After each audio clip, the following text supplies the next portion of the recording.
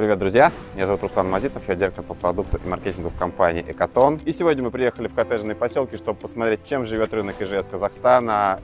И это уже хорошо.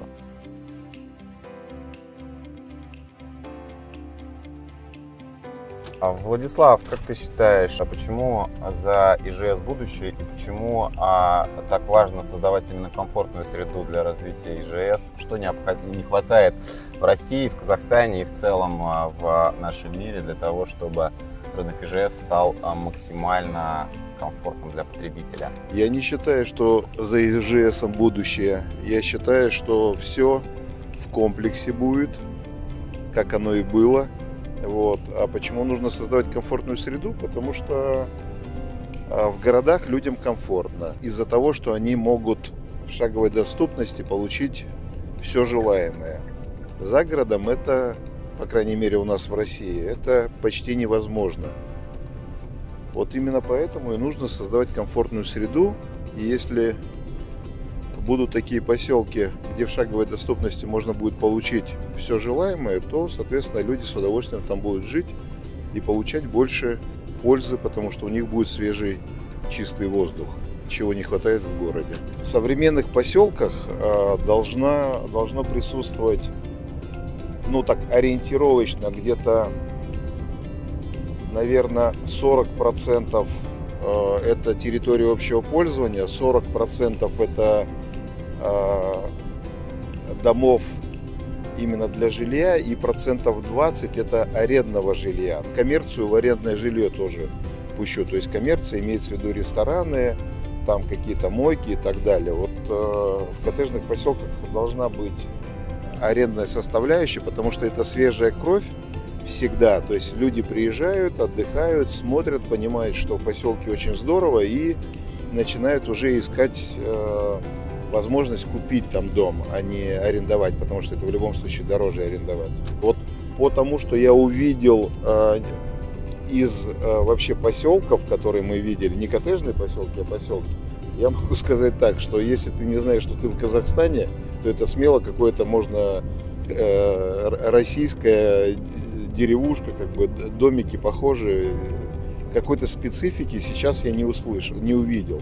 Владислав, ты как эксперт в области ИЖС с многолетним опытом проведения выставок Open Village, скажи мне про те типы стен, которые выбирают обычные потребители в России, и что ты можешь на эту тему сказать?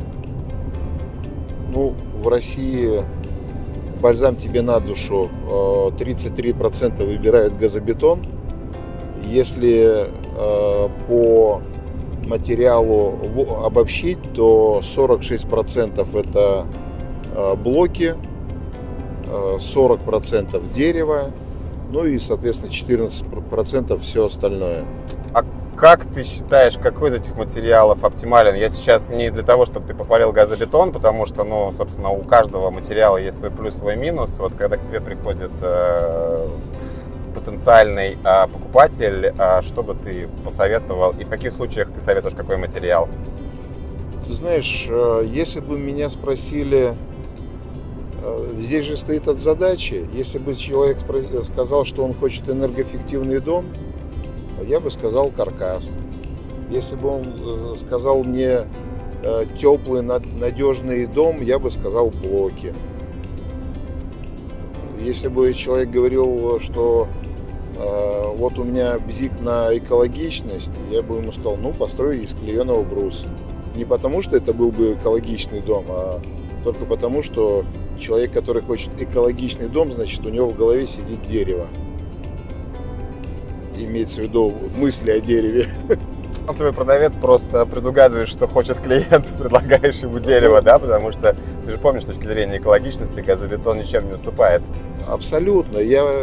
Ключевой момент, у каждого человека уже, наверное, у 90% людей у них уже есть ответ на этот вопрос. То есть многие люди хотят именно из камня, то есть им нужен каменный дом. Какая-то аудитория людей уже знает, что такое каркасные дома, имеется в виду хорошего качества, и понимает, что им этот дом нужен или интересен. То есть у многих людей есть ответ. И у меня были моменты, когда даже на Open Village в 2021 году приехала семья, у нее был вопрос, они хотели либо дом из клееного бруса, либо из газобетона. Но в разговоре я понимаю, что идеально для них каркас. Я говорю, езжайте, пообщайтесь с Виталием Балашовым, и если ничего не изменится, то тогда вернемся к газобетону.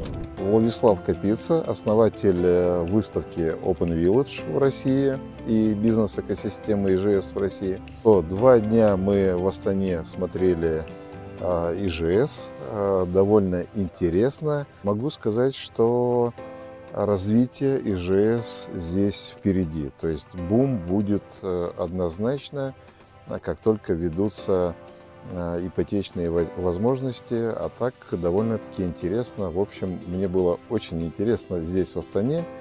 Летим в Алмату.